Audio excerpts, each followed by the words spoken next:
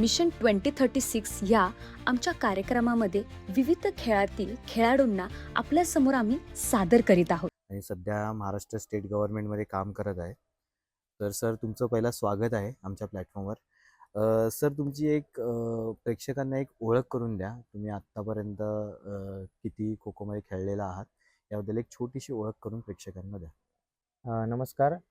माझं नाव सुयश विश्वास गरगटे. मी प्रॉपर पुण्याचा आहे. मी अनेक राष्ट्रीय तसेच आंतरराष्ट्रीय स्तरावर प्रतिनिधित्व केलेलं आहे महाराष्ट्राचं तसंच भारताचं. मला महाराष्ट्र शासनाचा सन 2022-23चा मानाचा जो खो खो खेळातील शिवछत्रपती पुरस्कार नी सन्मानित केलेला आहे मला. आणि मी आत्ता जो खो खोचा वर्ल्ड कप झाला 2025मध्ये त्यामध्ये भारताचं प्रतिनिधित्व केलेलं आहे. सर खो खो या खेळाची तुमची सुरुवात कशी झाली? सन 2006-07 मध्ये नूतन मराठी विद्यालय पुणे येथे माझ्या खो खो खेळाची सुरुवात झाली. सुरुवातीला मी ग्राउंडवरती आम्ही लंगडी खेळायचो तसंच ॲथलेटिक्सची प्रॅक्टिस करायचो. मग सरांनी त्यातली आमची लवचिकता, स्टॅमिना आणि हे बघून आम्हाला त्यांनी खो खो या खेळाकडं वळवलं आणि तिथून माझ्या खो खो खेळाच्या करिअरची सुरुवात झाली. नव महाराष्ट्र संघ पुणे आमचा सप महाविद्यालय सर परशुराम भाऊ महाविद्यालयावर आमचा खो खो या खेळाचा क्लब आहे. तिथं आमचा नियमित सराव होतो. अच्छा. सर तुम्हाला लहानपणापासूनच खेळाची आवड होती की एक एका एजला आल्यावर तुम्हाला आवड निर्माण झाली? नाही, सुरुवातीपासूनच खो खो खेळायची आवड म्हणता येणार नाही असं आवड होती. हां. पण विविध खेळ खेळत होतात. पण शाळेत जे पहिलीपासून ते हां. चौथीपर्यंत जी शाळेमध्ये आमची लंगडी खेळली जायची. हां, हां, तर हां, तसंच पुढं आम्ही जसं 5वीत आलो तिथं परत आमची लंगडीचा सराव व्हायला लागला. हां. आणि तिथूनच मग आम्हाला शाळेला तसं ग्राउंड नाहीये खो हां, खोला. हां, हां, हां. आम्हाला तिथून साधारणतः 1 ते 1.5 किलोमीटर SP कॉलेजच्या मैदानावर आम्हाला सराव करायला लागतो. मग आमच्या 3:30 नंतर आमचा पीटीचा तास असायचा. तिथं मग आम्ही तिथून ग्राउंडवरती जायचो लंगडीसाठी. हां. आणि मग तिथून आमच्या खो खो खेळाची तशी सुरुवात झाली म्हणता अच्छा. येईल. मग आता या पूर्ण जर्नीमध्ये तुम्ही आता छत्रपती पुरस्कार विजेते आहात. तर या पूर्ण जर्नीमध्ये तुम्हाला पाठिंबा कोणी दिला? घरच्यांचा पाठिंबा कसा होता किंवा कोचचा? तर तो एक अनुभव तुमची शेअर केलात तर बरं होईल. सुरुवातीला घरच्यांचा थोडा विरोध होता की खेळासाठी की हां. खो खोच खेळतोय, पुढं अभ्यासाकडे लक्ष दे. कारण 5वी ते 7वी मध्ये जसं मी खो खोच्या स्पर्धेसाठी बाहेर जायचो, तर त्यामुळे मार्क्स शाळेच्या ह्याच्यात मार्क्स हां. आम्हाला कमी यायचे. कमी यायचे. मग त्यामुळं मग घरचे थोडे विरोध करायला लागले. 7वी नंतर मग थोडा माझा 6 महिन्याचा गॅप सुद्धा झाला होता हां. की घरचे बोलले तू खो खो सोडून दे आणि काहीतरी अभ्यासाकडे लक्ष दे, चांगले मार्क्स पाड 10वीला वगैरे. पण मी घरच्यांच्या तेव्हा विरोधात जाऊन घरच्यांची भांडण करून मी परत खो खोचा सराव चालू केला होता. हां. आमचे कोच आहेत ते पण शिवछत्रपती पुरस्कार विजेते आहेत, चिरण गोडबोले. हां, हां. ते आत्ता भारताचे कोच सुद्धा होते वर्ल्ड कपला. अच्छा, अच्छा. तर त्यांनी माझ्या घरी येऊन माझ्या घरच्यांना थोडं समजवलं होतं की नाही, त्याला सरावाला पाठवा, त्याची कॅपॅसिटी आहे, तो चांगला काहीतरी फ्युचरमध्ये करू शकतो. हां. मग त्यावेळेस परत थोडा घरच्यांना कन्व्हिन्स केल्यानंतर माझा परत 6 महिन्यानंतरचा गॅप नंतर परत माझ्या खो खो या खेळाची सरावाची सुरुवात झाली. मला एक गोष्ट सांगा, एवढा विरोध होता घरच्यांचा, तरी पण तुमचा फोकस कसा काय खो खोमध्ये राहिला? काय अशी गोष्ट होती जी तुम्हाला खो खोमध्ये आवडली आणि तुम्ही ठरवलं, टर्निंग पॉईंट होता की खो खोच याच्यामध्येच करिअर करायचं? अशी काय गोष्ट घडली? सुरुवातीला मला खो खो खेळाबद्दल तसं काहीच माहित नव्हतं. लंगडीबद्दल माहिती होती, हां. पण ग्राउंडवरती जाऊन सराव करून रेग्युलरली त्यांच्यासोबत राहून खेळून मला खो खो या खेळाचा आवड निर्माण झाली. हां. आणि जशी आवड निर्माण झाली, डेली ग्राउंडवरती जाणं, खेळणं, हां. त्यामुळे मला मग खो खो खेळ हा ग्राउंडवरती असा एक पण दिवस होत नव्हता की मी जात नव्हतो ग्राउंडवरती. हां. ग्राउंडवरती मी गेल्यानंतर मग मला परत असं घरी थांबवत नव्हतं की आज ग्राउंडवरती गेलं पाहिजे. ती टायमिंग झाला संध्याकाळचे 5-5:30 वाजले की ऑटोमॅटिक माझी डायरेक्शन किंवा पावलं माझी डायरेक्ट ग्राउंडकडे वळायची. ग्राउंडकडे वळायची. म्हणजे तो एक आवड तुमची तेव्हा ती निर्माण झाली. निर्माण झाले. म्हणजे डेली रुटीनचा भाग झालेला. बरोबर. आणि तो तुम्हाला कधीच मिस करायचा मिस नव्हता. करायचा नव्हता. अच्छा. तुम्ही सुरुवात म्हणालात 2006 त्या दरम्यान केली आणि आता 2026 आहे. काय बदल झालाय खो खोमध्ये? सुरुवातीला आम्ही खो खो हा मॅटवरती खेळायचो. हां. सॉरी, आम्ही खो खो हा खेळ मातीत हां. खेळायचो. हं. पण जसं जसं खो खो सुरुवातीला 5 वर्ष माझ्या करिअर बद्दल जर सांगायचं झालं तर सुरुवातीला 5 ते 6 वर्ष मी फक्त प्रॅक्टिस केलेली आहे. अच्छा. हां. नंतर 2013 साली माझ्या लाईफ मधली मी पहिली सिनियर अंडर 18 ची नॅशनल खेळलो. हां. तिथून 2013 नंतर 15 मध्ये मी माझ्या 16 मध्ये 16 मध्ये हम्म. माझी सिनियर नॅशनलची सुरुवात झाली खेळायला.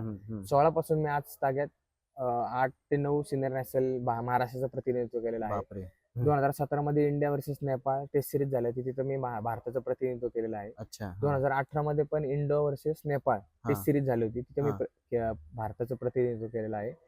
4th एशियन चॅम्पियनशिप झाली होती 2023 साली गुवाहाटीला.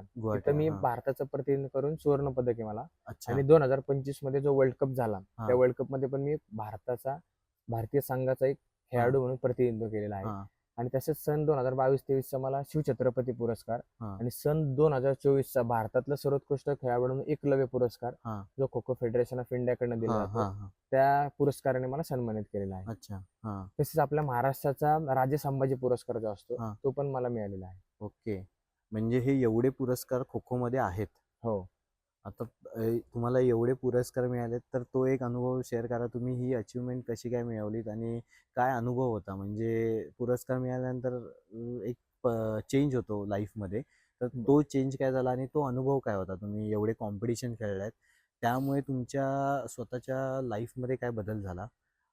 शारीरिक बदल म्हणा, मेंटली काय बदल झाला? ह्या गोष्टी जरी प्रेक्षकांसमोर शेअर केल्या तर एक चांगलं होईल सर. एक प्रत्येक खेळाडूचं स्वप्न असतं की त्याला एक कुठला तरी प्रत्येक खेळातला जो असतो जो सर्वोच्च पुरस्कार त्याला मिळाला पाहिजे.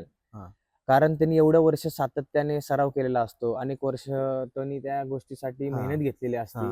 त्या प्रत्येक खेळाडूचं एक स्वप्न असतं की माणूस हा प्लेअर म्हणून ओळखला जातो, पण जर हा शिवछत्रपती पुरस्कार मिळाचा खेळाडू असेल तर त्याच्याकडे बघण्याचा लोकांचा दृष्टिकोन हा वेगळा असतो. बरोबर. ज्यावेळेस तो कुठं जातो, कुठल्या फंक्शनला, कुठल्या कार्यक्रमाला, कुठल्या चीफ गेस्ट म्हणून असेल, तर त्या ठिकाणी त्याचं नाव खो खो खेळाडूपेक्षा जर शिवछत्रपती पुरस्कार विजेता खेळाडूचं नाव घेतलं तर तो फरक हा वेगळा असतो. बरोबर. आणि त्या पुरस्कारासाठी तुम्हाला मागच्या 5 वर्षात बेस्ट ऑफ 3 इयर्स तुमचे काउंट केले जातात. ओके. त्यामध्ये तुमचे स्टेट असेल, ऑल इंडिया युनिव्हर्सिटीचे मेडल्स असतील, नॅशनलचे मेडल्स असतील आणि इंटरनॅशनलचे मेडल असतील. त्यातून तुमचा अख्ख्या महाराष्ट्रातून एक मुलगा आणि एक मुलीला हा शिवछत्रपती पुरस्कार दिला जातो. बरोबर. आणि जो एकलव्य पुरस्कार आहे तो जो टुर्नामेंटचा बेस्ट प्लेअर असतो, चांगला खेळलेला असतो किंवा फायनलला त्यांनी टुर्नामेंट नॅशनलच्या टुर्नामेंटला जर तो चांगला खेळला असेल तर परफॉर्मन्स काउंट केला जातो. आणि त्यातून मग कमिटी असती, त्या कमिटी तुम्हाला एकलव्य पुरस्कार देते. सेम राजे संभाजीचं पण महाराष्ट्र खो खो असोसिएशन कडनं दिला जातो. आणि त्यांची कमिटीतून तुम्हाला बेस्ट प्लेअरला तो राजे संभाजी पुरस्कार दिला जातो. अच्छा अच्छा अच्छा. ओके. सर, एकंदरीत बघायला गेलं तर तुमची जर्नी तर खूप हे आहे, मोठी आहे. तर आत्ता खो खो ह्या खेळाकडे जास्तीत जास्त लोक वळायला पाहिजेत. तुमच्या मते काय बदल घडला पाहिजे?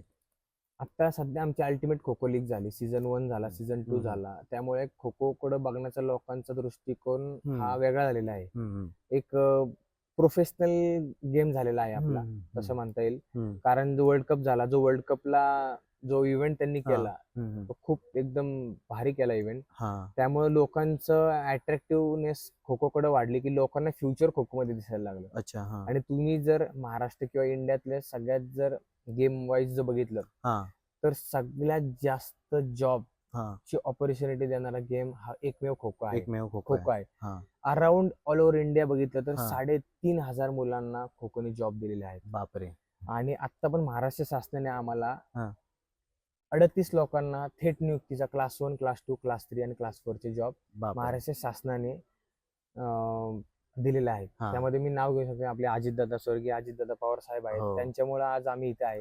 त्यांच्यामुळे आज खो खोचे दिवस हे खूप वेगळे आहेत. तसेच आपले प्राध्यापक डॉक्टर चंद्रजीत जाधव सर, आपले महाराष्ट्र खो खो असोसिएशनचे अध्यक्ष, सेक्रेटरी. तसेच गोविंद शर्मा सर आहेत, सचिन गोडबोले सर आहेत. यांच्यामुळं एक खो खो हा आपला खूप वेगळ्या लेवलला गेलेला आहे. बरोबर. त्यामुळं त्यांच्यामुळे आज हे खो खो साठी गोल्डन दिवस आपण बघत आहे. गोल्डन खूप म्हणजे काही आधी खो खो ह्या गोष्टी नव्हत्या. या सगळ्या सरांमुळं आज खो खोना फार वेगळे दिवस आले. मुलांना पैसा मिळालेला आहे. तसेच नॅशनल गेम्स खेळली तर महाराष्ट्र शासन तुम्हाला प्रत्येकी 7 लाख रुपये आणि कोचला 50,000 रुपये देते. बरोबर. तसेच मी 36 नॅशनल गेम झाली जी अहमदाबादला, तिला पण मला सुवर्ण पदक आहे. 37वी गोवा नॅशनल गेम झाली, तिथे पण मला सुवर्ण आहे. अच्छा. आणि 38वी झाली जी उत्तराखंडला झाली, त्या तिन्ही नॅशनल गेम्सला मला सुवर्ण पदक आहे. ओके. आता तुम्ही महाराष्ट्र स्टेट गव्हर्नमेंटला मध्ये आहात. तर ती अचिव्हमेंट कशी काय तुम्हाला तो जॉब ते करिअर कसं काय म्हणजे करिअरमध्ये कसं काय ऍक्च्युली आलं? महाराष्ट्र शासनाने फॉर्म हम्म. काढले होते थेट नियुक्ती जॉबचे. हां हां हां. तर ते फॉर्म आम्ही फिलअप केले होते हम्म, सगळ्यांनी. हम्म. तर नॅशनल गेमसाठी त्यांनी क्लास 3 चे जॉब दिले होते. इंडियासाठी क्लास 1 किंवा क्लास 2 चे जॉब. बरोबर. त्याच्यामुळे त्यांनी कॅटेगरी केली होती. त्या हम्म. कॅटेगरीनुसार मग प्लेयर्सला त्यांनी हम्म. आपले हे सगळं महाराष्ट्र शासनाने बरोबर. मंत्रालयातून होत्या सगळ्या गोष्टी. हां. मग त्यातून त्यांनी ते ठरवून मग आपल्याला क्लास 1 क्लास 2 चे जॉब दिलेत. ओके. सध्या स्पोर्ट डिपार्टमेंट मध्येच आहे आम्ही सगळे. हम्म, म्हणजे प्रत्येकाला ते खेळाच्या रिलेटेडच काम दिलेलं आहे. हम्म. त्यामुळं ते आवडीने मुलं करू शकतात बरोबर. आणि चांगल्या प्रकारचे जॉब दिलेला आहे. म्हणजे क्लास 2 मध्ये आणि पे स्केल पण सगळ्यांना चांगलं दिलेलं आहे. त्यामुळं महाराष्ट्र शासन असं नाही, रेल्वेत पण जॉब आहेत. हम्म. मी आधी इन्कम टॅक्सला एक 8 ते 9 महिने मी इन्कम टॅक्सला होतो मुंबईला चर्चगेटला. अच्छा. हां 1 वर्ष तिथे जॉब केला मी. हां तिथून नंतर स्विच होऊन मी आत्ताच महाराष्ट्र शासनात as a sports executive officer हां हां गॅझेटेड ग्रुप बी हां हां. म्हणून सध्या बालेवाडी येथे कार्यरत आहे. अच्छा. सर, एक प्रत्येक खेळाडूमध्ये कधी कधी इंजुरीमुळे म्हणा किंवा काही पर्सनल ह्याच्यामुळे डाऊनफॉल येतो. तर तसा तुमच्या लाईफमध्ये कधी ह्या करिअरमध्ये झालेला आहे का? टचवूड मला इंजुरी तर अशी कोणती मेजर झालेली नाहीये. हां अँकल ट्विस्ट झाला होता, पण हां अशी मेजर कोणती मला इंजुरी झालेली हां नाहीये. हां हां. कारण इंजुरी झाल्यानंतर मी बऱ्याच खेळाडूंचं बघितलेलं आहे, हां. की इंजुरी झाल्यानंतर तुमचा सगळ्यात मेन हा तुमचा माइंडसेट असतो. बरोबर. तुम्ही माइंडसेट जेवढा स्ट्रॉंग ठेवाल, स्वतःला जेवढं मोटिवेट करताल, तेवढं तुम्ही, कारण त्यावेळेस तुम्ही एकटे पडलेला असता. ज्यावेळी तुम्ही इंजुरीमध्ये असता, तेव्हा तुम्हाला रिहॅब करणे, हम्म. त्या इंजुरीतून तुम्हाला रिकव्हरी करणे स्वतःला. हां म्हणजे बऱ्याच त्यांच्या त्या रिहॅब असेल, हां फिजिओथेरपी असेल, हां. ह्या गोष्टी करण्यात तुमचा पैसा, वेळ, टाइम हम्म, आणि हम्म. त्या वर्षभर तुम्ही पूर्ण बॅकफुटला येता. बरोबर. तर तुम्ही झिरो होता, परत झिरो पासून तुम्हाला तुमचा ग्राफ अप न्यायला लागतो. बरोबर. आणि त्याच टायमिंग मध्ये बाकीची मुले हे वेगळ्या पद्धतीने प्रॅक्टिस किंवा मॅचेस खेळत असतात. ते जे बघून आपल्याला थोडं असं वाटतं की आपण पण आज तिथं असतो, तिथे असतो. बरोबर. त्या लेवलला मी आज वर्ल्ड कपला असतो, जर मला इंजुरी झाली नसती तर. तर बरोबर. त्यामुळे तुम्ही स्वतःला मोटिवेट ठेवणे, स्वतःला करेज हे करणे, काहीतरी टार्गेट हां ठेवणे, की हां. मला अजून एवढ्या एवढ्या इयर्स पर्यंत खेळायचंय, बरोबर. मला ही अचिव्हमेंट करायची आहे. हां. त्या टार्गेटने तुम्ही गेला तर तुम्ही मोटिवेट पण राहताल आणि तुम्ही तुमचं गोल अचीव्ह पण करू शकता. बरोबर. सर, तुम्ही हा गेम मातीत पण खेळलेला आहेत आणि मॅटवर पण खेळलेला आहे.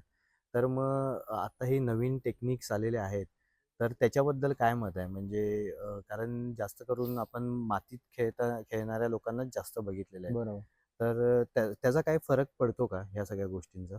मातीत हा गेमचा तुम्ही समज जर खेळताना बघितलं तर मातीत हा तुमचा जो ग्राउंडवरती आपण फोर्स लागतो, तो जी ग्राउंड आहे तो तुमची हीट बॉडीतली ऍब्सॉर्ब करतो बरोबर. हां मातीत. हां तुम्ही जेव्हा हे करता आणि तुम्हाला थोडी हे भेटते ग्रीप, हां. पण बरोबर. मॅट वरती कसं आहे, तोच फोर्स इंटू 2 तुम्हाला द्यायला लागतो. हां हां म्हणजे पाय जो दाबल्यानंतर परत तुम्हाला रिटर्न यायला लागतो. हां. आणि तेवढी जर तुमच्या हॅमस्ट्रिंग मध्ये, कोर मध्ये किंवा लिगामेंट्स मध्ये, काफ मध्ये जर ताकद नसेल, तुम्ही जर स्ट्रेंथनिंग केलं नसेल, तर त्याचा इम्पॅक्ट तुमचा गुडघ्यावरती, तुमच्या लिगामेंट्स असतील त्याच्यावर तो इम्पॅक्ट येतो बरोबर. ऍज कम्पेअर्ड टू माती. हां. तसं बघितलं तर मॅटवरती जास्त इंजुरी आहेत मातीपेक्षा. हम्म.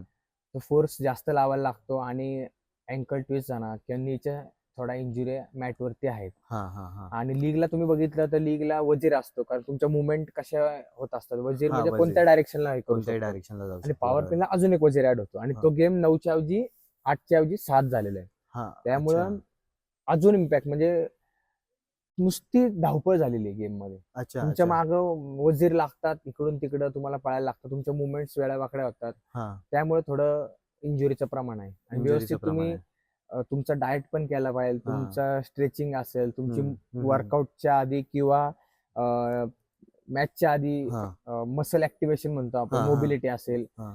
आणि फोम रोलिंग असेल, तुमचा हां. आईस बाथ असेल, मसाज असेल, हां. तर ह्या गोष्टी आम्हाला ह्या गोष्टी लीगनीच सांगितलेल्या आहेत. अच्छा. League okay. आल्यानंतर ह्या गोष्टी आपल्या खेळात प्रोफेशनलिझम आलेला आहे. ओके. त्यामुळे ह्या गोष्टी सध्या आम्ही खूप जास्त फॉलो करतो. पण तुम्ही आता बोललात की तुम्हाला इंजुरी आली नाही, तर त्याचं कारण काय? तुम्हाला इंजुरी न येण्याचं कारण मोस्ट प्रोबेबली खेळाडूला इंजुरी येते. पण तुम्ही असं काय लाईफमध्ये किंवा ह्या पूर्ण करिअरमध्ये अशी काय गोष्ट पाळली ज्यामुळे तुम्हाला इंजुरी खूप कमी आली? तसं मी सांगायला गेलं तर माझ्या वेडावाकड्या मुवमेंट्स खूप कमी आहेत मॅटवरती. हां. त्यामुळं आम्हाला तशा प्रकारची इंजुरी नाही आहेत. हां, हां, टचवूड. हां. अजून एक सांगायचं झालं तर मातीत जे आपण चेक बॅटिंग करतो हा हा किंवा पाय दाबून रिटर्न जातो, हा त्या मुवमेंट मी कमीत कमी मॅटवरती करतो. बरोबर. म्हणजे समज मी एकातून टर्न केला हम्म पोलवरून, एकातून खो घेतला, 4 गेलो, 4 मी डायरेक्ट पोलवरती जाईन किंवा हा. 3 6 किंवा 5 मी डायरेक्ट पोलात जाईन. हा हे जर मी चेक बॅटिंग करत थांबलो तर हम्म. कंटिन्यू माझ्या पाय दाबण्यामुळे गुडघ्यावरती इम्पॅक्ट येणार आहे. हम्म. त्याच्याऐवजी किंवा तुम्ही शॉर्ट रिंगला बाहेर गेला हम्म. किंवा रिंग गेमला तुम्ही जास्तीत जास्त खेळला तर हा. त्या तुम्हाला इंजुरी कमी. बरोबर. तुम्ही जर वेडावाकड्या मुवमेंट जर मॅटवरती केल्यात किंवा एखादा तुमचा अँकल ट्विस्ट झालाय, दुखत असेल तरी तुम्ही जबरदस्ती खेळलात तर त्याचा इम्पॅक्ट हा दुसऱ्या तुमच्या ऑर्गनवर किंवा दुसऱ्या तुमच्या मसलवर तो येत असतो. जसं तुम्ही अँकलला ट्विस्ट झालाय माझा, मी अँकल वाचवत वाचवत पळतोय तर त्याचा इम्पॅक्ट तुमचा हा गुडघ्यावरती होणार. बरोबर. तो गुडघा तुम्हाला त्या इंजुरी मध्ये नेणार आहे. बरोबर. त्यामुळे जर ह्याच्यामध्ये पण अजून आहे की तुम्ही स्ट्रेंथनिंग किती करताय. अच्छा. हा स्ट्रेचिंग म्हणा, फोम रोलिंग, मोबिलिटी. हा तुम्ही जर वॉर्मअप जरी नीट केलं नसेल तरी मी म्हणलं वेडावाकड्या मुवमेंट तर आहेच आहेत. त्यासोबत पण तुम्ही जर वॉर्मअप तुमचं नीट नसेल तर तुमच्या हॅमस्ट्रिंगचा मसल खेचणं झालं, कारण तुम्हाला फोर्स हा डबल मातीपेक्षा लावायला लागतो. बरोबर. तर ह्या गोष्टींमध्ये तुम्ही ऍक्टिव्ह राहिले पाहिजे, ह्या गोष्टी तुम्ही केल्या पाहिजे स्वतःच्या स्वतः. बरोबर. कारण आम्ही जेव्हा लिगलो होतो तेव्हा हा. आमचे 7-7, 8-8 आईस बाथ, हा मसाज व्हायचे. त्यामुळे अच्छा. आम्ही लॉंग टर्म 13-13, 14-14 मॅचेस खेळू शकलो विदाऊट इंजुरी. बरोबर. हा मी पहिला सीझन पण गुजरात जायंट कडनं खेळलो तेव्हा आम्हाला 3rd प्लेस होती हा. आणि सेकंड सीझनला आम्ही गुजरात जायंट चॅम्पियन आहे अल्टिमेट खो खो सीझन. अच्छा, तू लीग चॅम्पियन पण आहे? हो, लीगला मी गुजरात जायंट कडनं खेळलो अच्छा. दुसऱ्या सीझनला. अच्छा. आणि त्यावेळेस आम्ही आणि ते प्रोफेशनल झाले आपल्या त्यामुळे गेम. आम्हाला त्या हा. गोष्टी समजल्या की थेराव्यांच्या एक्सरसाइज कसे असतात, काय केलं पाहिजे, वेट ट्रेनिंग कसं केलं पाहिजे, स्टॅमिनासाठी काय केलं हा पाहिजे. हा हा त्यामुळे आपला गेम खूप चांगल्या लेवलला आता सध्या वरती गेलेला आहे. अच्छा, म्हणजे एक खो खोचा आता हे वाढले स्टँडर्ड वाढलेला आहे. आहे. सर, एकंदरीत बघायला गेलं तर ओव्हरऑल आत्ताची सध्याची परिस्थिती आणि फ्युचर खो खोचं काय आहे तुमच्या मते? मी तर म्हणतो की आता अपकमिंग मुलांनी खो खो मध्ये आलं पाहिजे. हा लहानपणापासून आता सुरुवात केली पाहिजे, कारण या अपकमिंग ऑलिम्पिक गेम्स असतील, एशियन गेम्स असतील, कॉमनवेल्थ गेम्स असतील, बऱ्याच प्रकारचे कॉमनवेल्थ चॅम्पियनशिप असतील, एशियन हा. चॅम्पियनशिप असतील, यामध्ये आपला खो खोचा समावेश होत आहे. त्यामुळे ज्या गोष्टी आम्हाला मिळाल्या नाहीत, ज्या ऑलिम्पिक्स असतील, आम्ही स्वप्न ठेवू शकतो ऑलिम्पिकचे, हा बरोबर. पण आमच्या वयोमानानुसार आमच्या बॉडीने तेवढी साथ पण दिली पाहिजे. बरोबर. त्यामुळे जे अपकमिंग जी पिढी आहे मी त्यांना नक्कीच सांगेल की तुम्ही खो खो या खेळाकडे वळलं पाहिजे, कारण येणारं फ्युचर तुमचं खूप ब्राईट आहे. येणार कारण गव्हर्नमेंट तुमच्यासाठी खूप फॅसिलिटी पण देत आहे. कारण तुम्हाला आता मी महाराष्ट्र शासनात कामाला आहे तर मला 5 वर्ष खेळण्यासाठी मुभा आहे. त्यामुळे मी फुल टाइम खो खो साठी देऊ शकतो, पूर्ण प्रॅक्टिस साठी. अच्छा. आणि मला जी अचिव्हमेंट करायची ती मी अचिव्हमेंट करू शकतो. अच्छा. त्यामुळं गव्हर्नमेंट तुम्हाला बऱ्याचशा फॅसिलिटी खेलो इंडिया सारख्या असतील, आता मिशन लक्षवेध म्हणून आपल्या बालेवाडीत आलेला आहे. त्यामुळे येणारा काळ हा स्कॉलरशिप्स असतील, गव्हर्नमेंटच्या योजना असतील, त्यातून खेळाडूंना खूप त्याचा फायदा होत आहे. त्यामुळं मुलांनी खो खो या खेळाकडे वळलं पाहिजे. आणि तसं बघायला गेलं तर मी तुम्हाला मागाशी पण सांगितलं की एकमेव हा गेम आहे खो खो की सगळ्यात जास्त मेडल्स पण ह्या गेम मध्ये. अच्छा. सगळीकडे. मग तुम्ही ऑलिम्पिकला गेला तरी तुम्ही म्हणताल की खो खोला हा गोल्ड हा एक फिक्स आहे आमचा. बरोबर. जसं नॅशनल गेम्सला मुलांना आणि मुलींना बोथ गोल्ड आहे. त्याप्रमाणे तुम्ही एक मेडल फिक्स असतं, त्यामुळे जास्तीत जास्त खेळाडूंना संधी मिळते जॉबला लागण्याची. अच्छा. अच्छा. कारण एकाला मेडल जे मिळतं ते सगळ्यांना 15 जणांना मेडल्स असतं. त्यामुळे एकाने जरी फॉर्म भरला तर सगळ्यांना. त्यामुळे मुलांच्या लागण्याची जी हे कॅपॅसिटी ती सगळ्यात जास्त आहे. ओव्हरऑल तुमचं अचिव्हमेंट खूप चांगलं आहे, पण त्याच्यामधला एक अनुभव मला सांगा, पेरेंट्सची भूमिका काय पाहिजे, त्यांनी कसा सपोर्ट केला पाहिजे? कारण महत्त्वाचा हाच आहे की एखाद्या पेरेंट्सनी सपोर्ट केला तरच तो विद्यार्थी किंवा तो खेळाडू पुढे जाऊ शकतो. कारण आज त्यांचा रोल खूप मोठा आहे. नाहीतर आपल्या इथे काय आहे की 10वी-12वी नंतर तुम्ही एकतर इंजिनियर किंवा डॉक्टर व्हा. कोणताही पेरेंट्स असं सांगत नाही की तू स्पोर्ट्सकडे जा आणि त्यातनं करिअर कर. ज्यांचा बॅकग्राऊंड स्पोर्ट्सचा आहे तेच फक्त त्यांना पाठवतात. तुला काय वाटतं की पेरेंट्सनी कसा सपोर्ट करायला पाहिजे? माझं म्हणजे जे पेरेंट्स असतील त्यांना एक सांगण्याचा उद्देश आहे की आपल्या मुलांना तुम्ही पहिल्यांदा कुठल्याच गेमची तुम्हाला आवड नसती, तुम्ही सुरुवातीला पहिल्यांदा त्यांना ग्राउंडवरती पाठवा. साधं पाठवा की एखाद्या बालभवन असतं, बालभवनला आपण खेळतो लंगडी वगैरे काय, तशा एखाद्या कुठल्या तरी तुम्ही संस्थेत त्याला टाका, नंतर ऑटोमॅटिक त्याला गेमची आवड निर्माण होईल. जशी गेमची आवड निर्माण होईल, परत सुरुवातीला 1-2 वर्ष तो थोडा कंटाळा करेल. पण तुमचा जर सपोर्ट नसेल, तुम्ही जर म्हणला 10वी नंतर तू सोडून दे गेम आणि तू तुझ्या करिअरकडे लक्ष दे, तर ते मला योग्य वाटत नाही. कारण आज माझ्यासोबतची जी मुलं आहेत त्यांनी पण सोडला, पण त्याच गोष्टी त्यांना पण एक कुठेतरी मनात रिग्रेट आहे की आज मी खेळलो असतो तर खेळलो असतो तुझ्यासोबत तर असतो, त्या की तुझ्यासोबत आज असतो. गव्हर्नमेंट जॉबला असतो. गव्हर्नमेंट जॉबला असतो. त्यामुळे मी पालकांना एकच सांगेल की शेवटपर्यंत तुमच्या मुलाला मोठी स्वप्न दाखवा. आता माझी जी ताई आहे ती स्वित्झर्लंडला, नेदरलँड्सला असती. हा तर मी तिला सांगितलं की तू आत्तापासूनच तिला सांगायचा प्रयत्न कर की पाठव. हा हा हा ओके. दुसरी एक गोष्ट, खो खोमुळे फिजिकली मेंटली काय चेंजेस होतात? डेली प्रॅक्टिस केल्यामुळे काय मेंटली काय चेंजेस होतात? आता सध्याचा दुनिया पण बघितली, जर हो. कोरोना असेल किंवा या लॉकडाऊनच्या महामारीमध्ये हा. आपण सगळे मोबाईल, नेटफ्लिक्स किंवा हा. गेम, त्यामुळे तुमची जी स्लीप सायकल आहे त्या स्लीप सायकलवर पण तुमचा खूप परिणाम होत आहे. हा बरोबर तुम्हाला बरोबर. भूक लागत नाही. जर तुम्ही ग्राउंडवरती गेला, जर हा. ग्राउंडवरती तुम्ही जर वर्कआउट केला, हा तर तुम्हाला त्या 2 तास किंवा 2.5 तास जो स्क्रीन टाइम आहे तो तुमचा कमी होतो. हम्म. रात्री जे तुम्हाला भूक असेल किंवा झोप असेल चांगल्या होता. आणि तुम्ही, हा. माझा एक तुम्हाला अनुभव सांगतो की तुम्ही जर वर्कआउट केला तर खूप तुम्ही पॉझिटिव्ह असता, खूप मोटिवेटेड असता. तुम्ही असं सगळ्या गोष्टी करण्यात तुम्ही ऍक्टिव्ह राहता. हा की तुम्ही एखादी गोष्टी जर तुला म्हणलं चला आपण हे करू, तर त्यावेळेस तुम्ही खूप मोटिवेट फील करता. त्यामुळे तुम्ही, मी तर म्हणतो सराव हा अर्धा तास 1 तास तुम्ही स्वतःसाठी हा वेळ दिलाच पाहिजे. तुम्ही हेल्थ, आपण जसं म्हणतो हेल्थ इज वेल्थ. आणि आफ्टर 40 तुम्ही जर आता तुम्ही हेल्थवरती काम नाही केलं तर आफ्टर 40 तुम्हाला तुमच्या हेल्थसाठी तो पैसा तुम्ही जो सेव्ह केलाय तो तुम्हाला हेल्थसाठी खर्च करायला लागेल. तर त्यामुळे मी तर सगळ्यांना सांगेन की कोणताही गेम असेल, मी सांगत नाही की मी खो खोचा आहे म्हणून तुम्ही खो खो खेळा. बरोबर. 52 राऊंड गेम आहेत, पुढे मागे असू शकतो आकडा. तर तुम्ही कोणताही गेम चूज करू शकता. सुरुवातीला तुम्हाला आवड नसती, पण तुम्ही त्याची आवड निर्माण करा. आणि घरच्यांचा मेन सपोर्ट पाहिजे तुम्हाला की शेवटपर्यंत, की घरच्यांनी की करा. असं जसं मी ताईच्या मुलीला सांगतो की ती जिम्नॅस्टिक करते, तर तू जिम्नॅस्टिकला जा, कारण तिचा सपोर्ट पाहिजे. तू सुरुवातीला पहिले 2-3 वर्ष तू स्वतः तिच्याकडे लक्ष दे. बरोबर. तिला तू समजव, तिला तू डाएटवर खर्च कर, तिला तू सगळ्या गोष्टीची हे कर. आणि त्या गोष्टी आम्हाला मिळाल्या नाहीत आणि आम्हाला कोण तेव्हा सांगायला नव्हतं. बरोबर बरोबर. आता आम्हाला जेव्हा समजायला लागल्या गोष्टी, तसं आपण एखाद्याला सांगू शकतो की तू ह्या गोष्टीकडे वळ, तू ह्या गोष्टी फॉलो कर. बरोबर बरोबर. मला एक गोष्ट सांगा, खो खो हा एंटरटेनमेंट वाला आणि फिजिक्स मेंटेन ठेवणारा गेम आहे. तर हे एंटरटेनमेंट ह्याचं वाढवण्यासाठी काय केलं पाहिजे? म्हणजे लोकांनी जास्त बघण्यासाठी काय केलं पाहिजे? मी तुम्हाला सांगू का, खो खो हा खेळणारा जो खो खो हा आवडीचा गेम होण्यासाठी काय केलं पाहिजे? तुमचं काय मत आहे?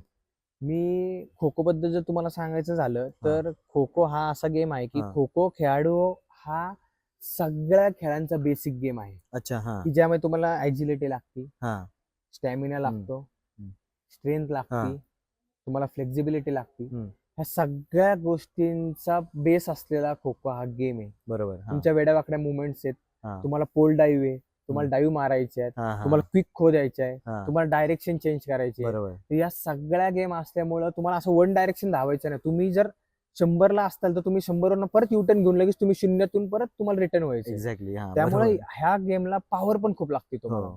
तर त्यामुळे माझा असं आहे की हा सगळ्या गेमचा बेसिक गेम असल्यामुळे खो खो हा खेळाडू ऍथलेटिक्स म्हणा किंवा बाकीच्या पण गेम्स असतील त्या सगळ्या गेमच्या बेसिक गेम खेळू शकतो. बरोबर. आणि जसं तुम्ही म्हणला की एंटरटेन साठी जसं अल्टिमेट खो खो लीग झाली, त्यामध्ये त्यांनी वजीर असतील, एक बॅच आउट झाल्यानंतर ते स्टॉप करत असतील. तर ह्यामुळे लोकांना टीव्हीवरती गेल्यामुळं जसं डाईव्ह असतील, पोल डाईव्ह असतील, त्यामुळे लोकांना आवड निर्माण व्हायला लागली. बरोबर. आणि तुम्ही आवड निर्माणचं म्हणलं तर सुरुवातीला आवड हा नसतीच.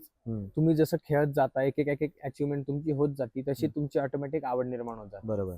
तुम्ही जास्तीत जास्त खो खो, जर लहान मुलगा असेल तर त्याला खो खोच्या मॅचेस तुम्ही युट्यूब वरती दाखवा. बरोबर. कारण खो खो हा गेम असा आहे ना की तुम्ही मातीत तर तुम्ही खेळल्यानंतर राहायचे, पण तुम्ही आता समज जर एखादी व्हिडिओ बघितल्यानंतर तुम्ही ज्या गोष्टी डोळ्यांनी पण बघता, कानाने ऐकता, ग्रास करता, तर त्याचा तो इम्पॅक्ट मुलांवरती जास्त पडतो बरोबर की हा दादा असा खो देतोय, हा. असा पाय देऊन तो स्ट्रेच करून खो देतोय, बरोबर तर मी आज बरोबर संध्याकाळी ग्राउंडवरती गेल्यावर ह्याची प्रॅक्टिस करेन. बरोबर कारण आमच्या वेळेस ते युट्यूब म्हणा किंवा ह्या हा, गोष्टी या किंवा गोष्टी मोबाईल नव्हत्या. आपल्या साली हा 2013 नंतर हे मोबाईलची हा क्रांती झाली, त्यामुळे बरोबर आपल्या काळात या गोष्टींची अवेलेबिलिटी नव्हती. हा तर आत्ताच्या मुलांना आहे, तर आपण मुलं पालक जे असतील तर त्यांना युट्यूबवरती गेम किंवा बाकीच्या गोष्टी देण्यापेक्षा हा एखाद्या कुठल्या तरी खेळाच्या किंवा खो खो या खेळाच्या हम्म. तुम्ही त्या व्हिडिओज दाखवा त्याला. अल्टिमेट बरोबर. खो खोच्या खूप कंटेंट अवेलेबल आहे, नॅशनलच्या मॅचेस होतात, हा सगळ्या आता आता आपल्या ऑल इंडिया सिव्हिल सर्व्हिसेसच्या पण मॅचेस चालू आहेत, त्या पण सगळ्या युट्यूबला लाईव्ह आहेत. बरोबर त्यामुळे घर बसला बरेच लोक इथे न येता त्या हा. मॅचेस ते बघू शकतात. बरोबर. खो खो हा गेम खर्चिक आहे असं तुम्हाला वाटतं? खर्चिक नाहीये, हा त्यामुळे कदाचित लोक वळत नसतील angle. लोकांना सध्या असं झालं की महागडे गेम महागडी पाहिजे, गेम पाहिजे. त्यांना बरोबर. ऍक्सेसरीज पाहिजेत, सगळ्या हो, गोष्टी हो, पाहिजेत. हो. खो-खोला काय नाही सध्या, आता मॅटवरती आलाय त्यामुळे मॅट किंवा हम्म. अँकल टेप असेल, हम्म. पण बाकी त्याच्या आधी आम्ही फक्त अँकलेट वापरायचो. आणि हा. त्याच्या आधी पण जे सुरुवातीचे लोक आहेत, आम्ही अँकलेट पण वापरत नव्हतो. बरोबर हो पायाला चिंध्या वगैरे बांधून चिंध्या, आपण हो, बरोबर. खेळायचो game. खेळायचे बरोबर. पण आता ही खो-खोची जी क्रांती झाली, हा ऑटोमॅटिक आपण प्रोफेशनलिझम गेम कडे वळत चाललो बरोबर बरोबर बरोबर. पहिल्याची परिस्थिती पूर्णपणे वेगळी होती. मातीत खेळायचे, त्यामध्ये काय इंजुरी यायची, दगड लागायचं हे कोणाला काहीच हे नव्हतं. बरोबर बोलतोय आणि सर. अजून एक इंटरनॅशनलचे जे रूल आहेत हम्म. ते मॅटवरती हे जे खेळण्याचे, हम्म. त्यामुळं आपला गेम हा मातीतून इंटरनॅशनल मॅटवरती गेलेला आहे. हम्म. आणि अजून एक झालं की बाकीचे जे मुलं आहेत त्यांना कपडे असे घाण करायला नाही आवडत. एक्झॅक्टली. मातीत कुठे जातो, मग हम्म. त्यामुळे त्यांना असं स्वच्छ स्वच्छ कपडे की जे मातीत घाण होणार नाहीत कपडे नाही, नाही, किंवा नाही. असे स्वच्छ ठिकाणी राहील, असे गेम ते सध्या चूज करतात. पण मी हम्म. तर म्हणतो तुम्ही असे खो खोतले किंवा मातीतले गेम निवडा की ज्याने तुम्हाला खूप तुमच्या बॉडीसाठी फायदा होईल. कारण आपण बरोबर. असं पण दिवसभर पायात शूज किंवा चप्पल घालून हो असतो. हो तुम्ही असं विदाऊट चप्पल किंवा विदाऊट शूज कधीच चालत नाही. बरोबर. तेच जर तुम्ही आज ग्राउंडवरती आला तर तुम्हाला मी सांगितलं की बॉडी मधली हीट असेल, हो जे तुमचे ॲक्युपंक्चर आपण म्हणतो, त्या हो, गोष्टी तुम्हाला खूप फायद्याच्या राहतील तुमच्या बॉडीसाठी किंवा हेल्थसाठी. बरोबर. सर खो खो हा गेम तालुक्यातल्या प्रत्येक शाळेत किंवा कॉलेजमध्ये जर चालू करायचं असेल तर तुम्हाला काय वाटतं, काय केलं पाहिजे? कारण जास्तीत जास्त टॅलेंट येईल, जास्तीत जास्त कॉम्पिटिशन तयार होतील आणि चांगले प्लेयर तयार होतील आणि अजून आपण वेगवेगळ्या गोष्टी त्यामध्ये करू शकतो. संधी खूप जास्त उपलब्ध होईल. मी सांगेन की सध्या तसं बघायला गेलं तर ग्रामीण भागातल्या मुलांचा आकडा खूप जास्त आहे खो खो या अच्छा. खेळाकडं. हा ग्रामीण भागातून सगळ्यात जास्त मुलं आहेत आणि त्यांच्याकडे सगळ्यात जास्त आपण हिडन टॅलेंट म्हणू हो शकतो. हो फक्त त्या मुलांना प्लॅटफॉर्म मिळत नाहीये. प्लॅटफॉर्म एखादा मिळत चांगला नाही. क्लब असेल, एखाद्या चांगल्या गोष्टी हा असतील, हा फॅसिलिटीज असतील, हा किंवा अ, घरातल्या परिस्थितीमुळे ती मुलं जॉब करत करत करत असेल तर, किंवा एक ठराविक एक झाल्यानंतर घरचे फोर्स करत असतील की बास झाला आता किती दिवस खो खो खेळणार, बरोबर. तुला जॉब हा लागला हा पाहिजे, हा घरातले तेवढी आर्थिक परिस्थिती त्यांची हालाकीची असते त्यामुळे. हम्म. पण माझं म्हणणं आहे की त्या मुलांना जर आपण जसं खेलो इंडिया सारखे सेंटर्स असतील, हम्म. तालुक्याच्या स्तरावर तालुका क्रीडा अधिकारी किंवा ती लोक असतील की त्यांना वेगवेगळ्या प्रकारचे जर तुम्ही फॅसिलिटीज दिल्या, हम्म. आता बऱ्याच ठिकाणी, आता मी तर म्हणतो की खेळात 36 जिल्हे जे आहेत आपल्या महाराष्ट्रात, हा, त्या हा. डीएसओनी जिल्हा क्रीडा अधिकारी असतील त्यांनी प्रत्येक ठिकाणी, प्रत्येक ग्रामीण भागात असेल, शहरी भागात असेल, मॅचची व्यवस्था केलेली आहे. बरोबर. हा त्यामुळे येणारा काळ हा नक्कीच त्यांच्यासाठी उज्ज्वल किंवा भविष्यासाठी चांगलाच राहील. बरोबर. तसेच खेलो इंडियावाल्यांनी साईच्या सेंटरला त्यांना डाएट असेल, प्रॅक्टिस असेल, रिहॅब असेल, यासाठी त्यांच्या टेस्ट होतात. अच्छा. ओके. हा तुमचं हिडन टॅलेंट चेक करण्यासाठी त्यांच्या फिजिकल किंवा मेंटली टेस्ट होतात. हा त्यातून त्यांना फायदा होतो की ते खेलो इंडियाच्या सेंटरला जाऊन, त्यांच्या एखादा क्लब नसेल हम्म. तर त्यासाठी ते वर्कआउट किंवा प्रॅक्टिस करू शकतात. बरोबर बरोबर बरोबर. सर खूप छान माहिती दिलीत आणि तुमचा जो प्रवास होता ती जर्नी खूपच सुंदर आहे. एक तर तुम्ही कन्सिस्टंट आहात तुमच्या ह्या गेममध्ये, तुम्हाला कुठचा डाऊनफॉल नाही आहे किंवा तुम्हाला कुठची इंजुरी नाही आहे. त्यामुळे तुम्ही एवढ्या चांगल्या लेवलला अचीव केलेलं आहात. तुम्हाला खूप जास्त पुरस्कार मिळालेले आहेत. माझं तर एकच म्हणणं आहे, एवढ्या सगळ्या जर्नीमधनं तुम्ही पेरेंट्सना आणि येणाऱ्या नवीन तरुणांना काय संदेश देऊ शकता? तो एक संदेश जर तुम्ही दिलात तर साहजिकच जास्तीत जास्त प्लेयर तयार होतील आणि पेरेंट्स खो खोकडे वळवतील मुलांना त्यांच्या. तो एक मेसेज मुलांना द्या तुम्ही. मी पॅरेंट्सला एकच सांगेन की हां. तुमचा सपोर्ट हा खूप महत्त्वाचा राहील. कोणताही खेळ असू दे, तुम्ही जर त्याला लहानपणापासून जर स्वप्न मोठी दाखवली, ऑलिम्पिकची स्वप्न दाखवली, हां. जसं 2036 मध्ये इंडियामध्ये ऑलिम्पिक होणार आहे, तर त्याचं वय आता 10 वर्षाचा असेल तर तो ऑलिम्पिक्स खेळू शकतो आपल्या भारतातली. किंवा खो खो या खेळाकडे वळायचं असेल तर तुम्ही खो खोची जर ग्राफ बघितला तर खो खोचा ग्राफ नक्कीच वरच्या लेवलला आहे. बरोबर, तो हो. असं खालच्या लेवलला नाही, Down तो पण आहे, वरच्या हो. लेवलला गेलेला आहे. Yes yes yes. कारण जे तसं बघायला गेलं तर खो खो खेळाकडे का वळावतो तर बाहेरचे देश 55 कंट्रीज अराउंड आहेत. हा. पुढे मागे आकडा होऊ शकतो हा. की जो खो खो खेळाकडं ओव्हरऑल तुझी जर्नी खूप सुंदर आहे. तू आत्तापर्यंत खूप जास्त अचीवमेंट मिळवलेस. तुला महाराष्ट्रातले ऑलमोस्ट सगळे पुरस्कार मिळालेले आहेत. तू नवीन तरुण पिढीला आणि पॅरेंट्सना काय संदेश देशील जेणेकरून जास्तीत जास्त खेळाडू तयार होतील आणि पेरेंट्स त्यांच्या मुलांना खो खोकडे वळवतील? मी नवीन येणाऱ्या पिढीला किंवा ज्या पालकांना मी एक संदेश देऊ इच्छितो की येणारे खो खोचं फ्युचर खूप ब्राईट आहे. कारण येणारे जे ऑलिम्पिक गेम्स असतील, एशियन गेम्स असतील, कॉमनवेल्थ गेम्स असतील, त्यामध्ये खो खोचा समावेश होत आहे. हम्म. अनेक नवीन नवीन योजना असतील खेलो इंडियासारख्या, तसेच स्कीम्स असतील गव्हर्नमेंटच्या, तसेच आपल्या महाराष्ट्र शासनाचे GRs असतील. त्यामुळे खेळाडूंना खूप मोठ्या प्रमाणात कॅश अवॉर्ड्स मिळत आहेत. अच्छा, हा. आणि सगळ्यात महत्त्वाचं म्हणजे नवीन नवीन जॉबच्या ऑपॉर्च्युनिटीज खूप आहेत. इन्कम टॅक्स असेल, इंडियन पोस्टल असेल, हे महाराष्ट्र शासन असेल. हम्म. त्यामुळं जॉबची पण सिक्युरिटी खूप आहे. हो. त्यामुळे तुम्ही खो खो खेळाकडे वळा. मुलांना तुमच्या प्रोत्साहन द्या. तुम्हाला मुलांना मोठी स्वप्न दाखवा की ऑलिम्पिक गेम्स असतील, त्यासारखी बरेच एशियन गेम्स असतील, कॉमनवेल्थ गेम्स असतील, त्यासारख्या गेमचं तुम्ही त्यांना जर स्वप्न दाखवले आणि जर सर्वात महत्त्वाचं म्हणजे तुम्ही सपोर्ट जर त्यांना दाखवला, पेशन्स ठेवले, कन्सिस्टन्सी दाखवली, तर नक्कीच फ्युचरमध्ये तुमचा मुलगा काहीतरी चांगलं करू शकतो. सर्वात पहिला धन्यवाद सर.